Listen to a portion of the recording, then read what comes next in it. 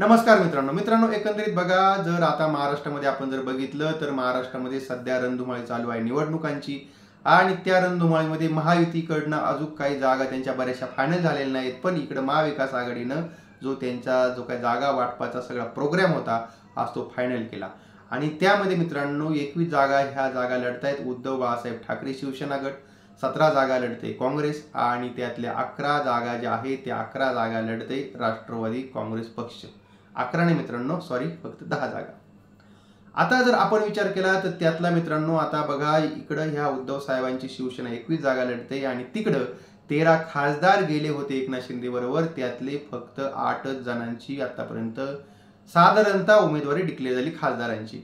पण ज्या वेळेस एकनाथ शिंदेनी बंडखोरी केली होती, बंडखोरी करून ते बाहेर आले होते, बाहेर आल्यानंतर त्यांनी असं सांगितलं होतं का जे माझ्याबरोबर 40 आमदार आलेले आहेत आणि 13 खासदार आलेले आहेत, तर यांना पुढच्या वेळेस निवडून आणायची जबाबदारी माझी. याच्यातला एक जरी आमदार किंवा खासदार जर पडला तर मी राजकारण सोडून देईन आणि माझ्या गावाकडे शेती करायला जाईल. मग आता एकनाथ शिंदे दिलेला शब्द पाळणार आहेत का, गावाकडे जाणार आहेत का, हा सगळ्यात महत्त्वाचा प्रश्न. आता आपण बघूया मित्रांनो, बघा या 13 खासदारांपैकी आतापर्यंत जवळजवळ मित्रांनो 7 जणांची तिकीटं कापल्यात जमा आहेत. मग आता विचार करा, जर 7 खासदारांना तिकीट भेटलेलं नाही तर मग एकनाथ शिंदे राजकारण सोडायला पाहिजे आणि गावाकडे जाऊन शेती करायला पाहिजे. पण ते तसं करणार नाही, कारण सत्ता सगळ्यांना प्यारी असते. आणि ह्या सगळ्या गोष्टीमुळे आता 40 आमदारांमध्ये धगधग व्हायला लागली.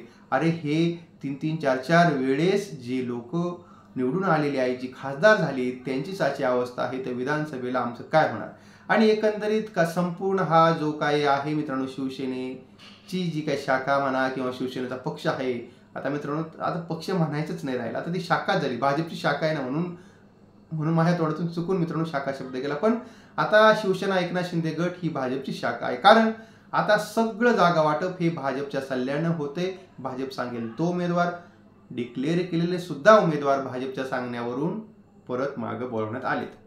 आता मग प्रश्न असा पडतो का कोणते नेमकी खासदार आता उद्धव ठाकरेंकडे परत जाऊ शकतात का, आणि त्यांना उद्धव साहेब ठाकरे परत त्यांच्या शिवसेनेत घेतील का. पण घेतील का नाही घेतील तो वेगळा प्रश्न आहे. पण आता कोणते 7 खासदार जाऊ शकतात, आता आपण त्याची चर्चा करूया.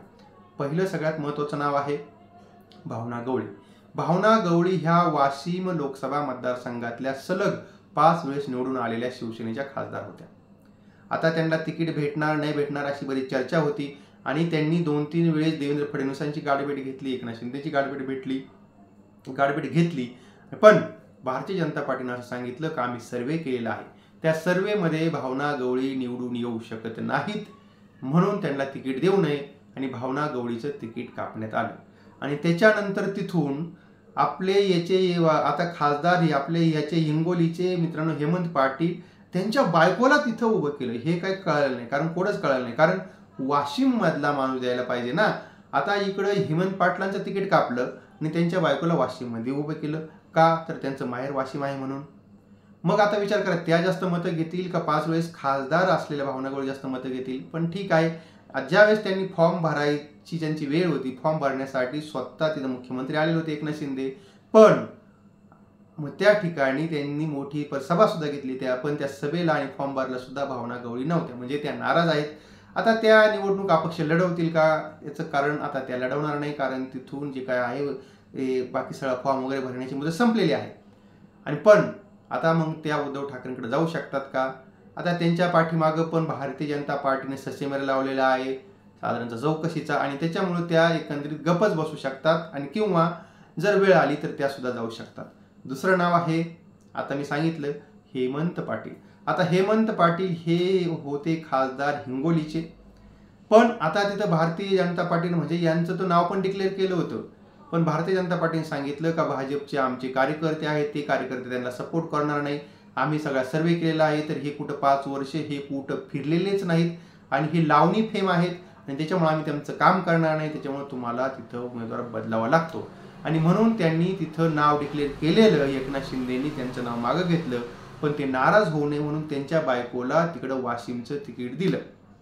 आता हे हेमंत पाटील सुद्धा मे बी ते पण उद्धव ठाकरे साहेबांकडे जाऊ शकतात. तिसरं नाव आहे रामटेकचे कृपाल तुमाने. आता हे कृपाल तुमाने मित्रांनो बघा, आता ते पण बऱ्याच टर्मचे तिथे मित्रांनो खासदार आहेत. आता मागच्या वेळेस त्यांनी मुकुल वासनिक यांना तिथं मित्रांनो पराभूत करून ते खासदार झाले होते आणि तरी पण तिथं भारतीय जनता पार्टीने सर्वेच्या नावाखाली तिथं एकनाथ शिंदेला गुंडाळलं आणि ती जागा आहे ती स्वतःच्या पदरात पाडून घेतली. आणि म्हणजेच मित्रांनो ते सुद्धा तिथे नाराज आहेत, ते सुद्धा उद्धवसाहेब ठाकरेंकडे जाऊ शकतात. आता सगळ्यांचा जर विचार केला तर सगळ्यांच्या मनामध्ये एकच खतखत आहे, अरे मग कशासाठी आम्ही ह्या एकनाथ शिंदे बरोबर आलो? जर आम्ही उद्धव ठाकरेंबरोबर जर राहिलो असतो तर आता परत आम्ही खासदारकीचं तिकीट आम्हाला भेटलं असतं, परत आम्ही निवडून आलो असतो. त्याच्यानंतरचं मित्रांनो नाव आहे धैर्यशील माने. आता धैर्यशील मानेंना मित्रांनो आपण बघितलं, त्यांना धैर्यशील मानेंचं नाव पण डिक्लेअर केलेलं होतं. पण आता जी काय म्हणजे अशी साधारणतः चर्चा आहे का बाबा धैर्यशील मानेंचं तिकीट शेवटच्या क्षणी कापलं जाऊ शकतं, कारण भारतीय जनता पार्टीचा आणि तिथल्या जे खासदार असतील, तिथले माजी खासदार भाजपचे आणि तिथले जे भारतीय जनता पार्टी जे काही आत्ता सध्या असलेले आमदार असतील तर या सगळ्यांचा त्यांना विरोध आहे, म्हणून त्यांचं सुद्धा तिकीट कापलं जाऊ शकतं. आणि आपण बघितलं असेल का म्हणजे ज्यावेळेस त्यांनी तिकडे एकनाथ शिंदे बरोबर गेले त्यावेळेस त्यांनी सुद्धा सांगितलं होतं का माझी अशी इच्छा आहे का दोघांनी एकत्र यायला पाहिजे, आणि म्हणून त्यांचा जो काय आहे त्यांचा सॉफ्ट कॉर्नर हा उद्धव ठाकरेंच्या बाबतीमध्ये होता आणि आतापर्यंत सुद्धा राहिला आहे आणि त्याच्यामुळे ते सुद्धा तिकडे जाऊ शकतात. आणि त्यानंतरचं नाव येतं मित्रांनो पालघरचे राजेंद्र गावित. आता राजेंद्र गावित तसे हे भाजपचे आणि पण 2019 साली ती जागा गेली कुणाला, शिवसेनेला, आणि त्याच्यामुळे त्यांनी भाजप सोडून शिवसेनेमध्ये प्रवेश केला. आणि पण आता त्यांना तिथे जागा भेटणार नाही कारण भारतीय जनता पार्टी ती जागा मागते. आणि त्याच्यामुळे एक तर त्यांच्यासमोर दोन पर्याय आहेत का, एक तर भारतीय जनता पार्टीमध्ये प्रवेश करणे, भारतीय जनता पार्टी चिन्हावरती निवडणूक लढवणे, किंवा मग परत त्यांनी उद्धव ठाकरेंकडे जाणे. तर हा त्यांच्या समोर पर्याय मित्रांनो, त्यांच्या समोर तेवढाच पर्याय आहे. आता जर हे सगळे आपण जर विचार केले एकंदरीत मित्रांनो, तर आपल्याला एकंदरीत असं दिसतंय का आता ज्या खासदारांना तिकीट भेटलेलं नाहीये तर हे खासदार हे परत उद्धवसाहेब ठाकरेंकडे जाऊ शकतात. आता यामध्ये आणखी एक नाव आहे मित्रांनो, नाशिकचं नाव आहे. नाशिकचे खासदार हेमंत गोडसे. आता त्या ठिकाणी आपण बरेच दिवस ऐकलं का छगन भुजबळ म्हणतात मला लढवायचं आणि त्याच्याकरता हेमंत गोडसेंनी 2-3 वेळेस देवेंद्र फडणवीसांची गाडी घेतली, 2-3 वेळेस मुख्यमंत्र्यांना भेटले, मोठ्या प्रचार रॅल्या केल्या, दबाव आणला, पण का तरी सुद्धा अजून त्यांचं नाव फायनल झालं नाही. आणि मग बरेच दिवस चर्चा चालू होती का छगन भुजबळ लढवणार, पण आता हेमंत गोडसेंचं असं म्हणणं होतं का मी त्या छगन भुजबळला तर हरवलंय ना मागच्या वेळेस, मग मी त्याचं काम का करणार. आणि पण आता अशी चर्चा चालू आहे का भारतीय जनता पार्टीने तिथे नवीन सर्वे केलेला आहे आणि त्या नवीन सर्वेमध्ये वेगळीच ती नावं आलेली आहेत आणि त्याच्यामुळे तिथं काय होणार आहे का दोघांचं भांडण तिसऱ्याचा फायदा म्हणून करताना हेमंत गोडसे सुद्धा हे परत उद्धव ठाकरेंकडे जाऊ शकतात. पण आता परत त्यांना उद्धव ठाकरे परत तिकडे त्याच्या शिवसेनेमध्ये घेतील का नाही घेतील हा सुद्धा मोठा प्रश्न आहे. आणि सगळ्यात शेवटचं नाव आहे गजानन कीर्तीकर. याचं कारण गजानन कीर्तीकरांचा मुलगा जो आहे तो आता सध्या उद्धव ठाकरे साहेबांच्या शिवसेनेत आहे आणि त्यांना लोकसभेचं तिथे त्यांना तिकीट पण भेटलेलं आहे, कुठनं, मुंबईमधनं, आणि त्यांनी प्रचार सुद्धा चालू केलेला आहे. आणि आता तिथं त्या जागेवरून अशी चर्चा चालू आहे का पहिल्यांदा चर्चा चालू होती गजानन कीर्तीकरांना तिकीट द्यायचं आणि पण नंतर गोविंदाचं नाव आलं, आता परत त्यांच्यानंतर संजय निरुपमचं नाव येते आणि त्याच्यामुळे जर त्यांना तिकीट भेटलं नाही तर ते विचार करतील ना मला जर तिकीट भेटलं नाही तर मी बाकीचा कशाला प्रचार करू, मी माझ्या मुलाचा प्रचार करीन.